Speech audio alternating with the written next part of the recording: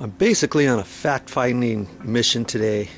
I've got this dug out a little bit, but I want to go up here and take a look at this just to see what's going on with this downspout. See if it's actually plugged up or not. Resituate my ladder here. That's kind of funky how they built this. See all these little troughs in here? I've not seen one like this. Usually they're all fully encased. But, you know, this one's done a little bit differently. Now see, there's the channel for the water. And look right here.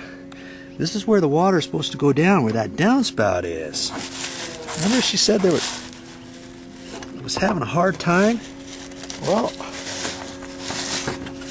maybe it's because of that right there. There's your downspout.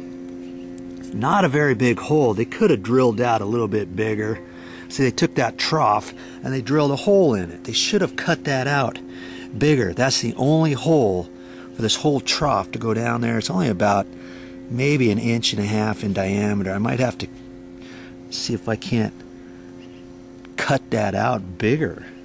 But see, all these leaves were getting caught in there, and then it would fill this little trough up, and then it would start pouring out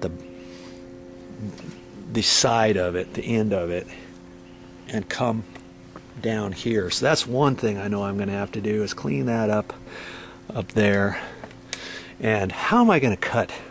Let's talk about this for a minute. How am I going to cut this hole bigger? Because I think I need to cut it bigger.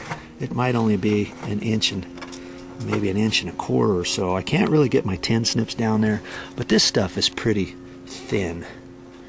And I have an idea for how I'm going to cut that. And it remains to be seen if I can do it or not. It requires a drill, and that's about it. Maybe 1 drill bit. And it doesn't have to be a big hole saw size drill bit either. Even if I had one that was bigger than that, I wouldn't be able to drill it, would I? Because I don't have a starting point in the middle. I want to try cutting that out a different way. You just have to stick around. Keep watching my videos for that. Then I can take this off. And another way I could cut that is I could remove the downspout and maybe cut it from underneath here. I don't think I can get in there with a set of 10 snips or anything because of this lip. This edge right here is going to be in my way. I'll show you.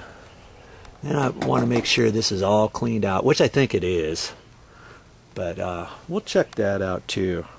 So when we get done, we want this to be working fine. And one of the things that has to do with that is making sure we've got a nice, clear gutter and downspout.